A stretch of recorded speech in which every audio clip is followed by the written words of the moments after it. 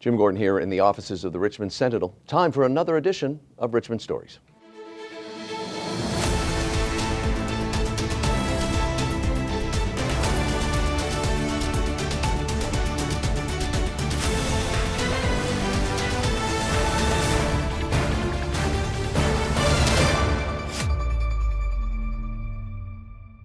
Well, we're back here at Hamilton High Street Senior Residence for another part of this ongoing series we're doing where we're providing information and detail for people as people get older. I'm one of them. Many of our viewers are too. There is a great foundation in Richmond called Richmond Cares, Richmond Gives. We've got several members here. The CEO and president I have met before, Ed Gavsie. He was on a video great segment for the Richmond Sentinel, one of our other partners. And we have Carol Dickson, who is senior program. Talk about the services for seniors with Richmond Cares, Richmond Gives. Well, we are the largest supplier of senior support services in Richmond, and we have programs that range from grocery shopping every week for seniors who might not be able to get out, transportation services, so seniors who need rides, as well as counseling programs and information and referral programs. Probably our biggest program is the Better at Home program, and housekeeping services for seniors, as well as I mentioned before, the grocery shopping are all part of that. Just before I go to Carol, just to follow up on that, do you find, Ed, because we talked about this a long time ago, do you find that the seniors are getting neglected because their family lives in another city or another province? How does someone get to you so you can get to them? So we try to make our services known in as wide a variety, using as wide a variety of means of communication as we can. But the big problem right now is isolated seniors. So these are seniors who don't have, as you mentioned, family that might live locally, and they don't know where to go for services to remain in their home through their older adult years. So we use a variety. We get referrals from doctors, from caseworkers, etc., as well as using various social media and advertising. That's good. Okay, Carol, we mentioned you off the top, senior programs. Talk about some of the programs for seniors.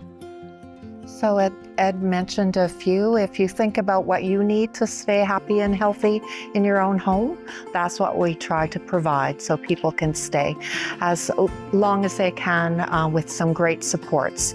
So senior peer counseling, income tax all year round, a great program especially for family and friends caregivers, the transportation piece, the grocery piece. Of course, we also have brought on this year a housing coordinator. Mm-hmm. So she'll help people navigate. A lot of seniors need housing, and we're bringing on a social connector who will help people get all the services besides ours in the community that they need. And Ed, how are these programs funded? By various means, some by private donation, private donors, but most by various government agencies who fund them. The Better at Home program, which is funded by the government of British Columbia through United Way, and that's where our new community connector, social connector, the funding is coming from, as well as the Better at Home program. Vancouver Coastal Health, our health authority, funds grocery shopping and some of our information referral services. So there's a variety of funders. Excellent. Ed, where do you find the volunteers? Are they paid, or I guess that's a contradiction in terms, yeah. but are they trained? Where do you find them? People just come to you and say they want to help out where they can? Again, we have various means to recruit. We do a lot of advertising for volunteers. We do a lot of free articles that we help to publish to get volunteers. They're screened. People think volunteers are free. They're not free. They don't line up at our door in the morning and we just take them in. So we have to recruit them. We have to screen them. We have to train them. We have to assign them. We have to manage them. There's all those aspects to it. But we do extensive training. Our senior peer counseling program, which is for seniors who may be experiencing some more severe problems. Perhaps a spouse has died, or they've had to move out of the family home after 50 years. They get matched with a counselor. Those volunteer counselors go through 55 hours of training. So 11 sessions of 5 hours each before they're certified as a counselor. Others, our drivers, our volunteer drivers have to go through training such as fall prevention and dealing with difficult people, things of that nature. So, but the vast, and I think Carol would agree, the vast majority of our volunteers are seniors themselves because they have the time to volunteer, many of them. Where can people find out more? RCRG.org. On there, you'll see all of our services.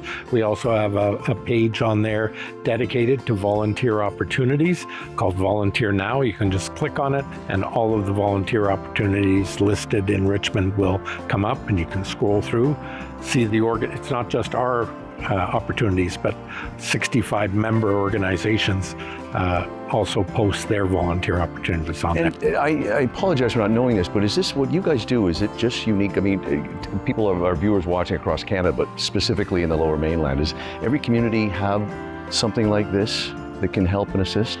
Some of the programs, definitely. I mentioned Better at Home.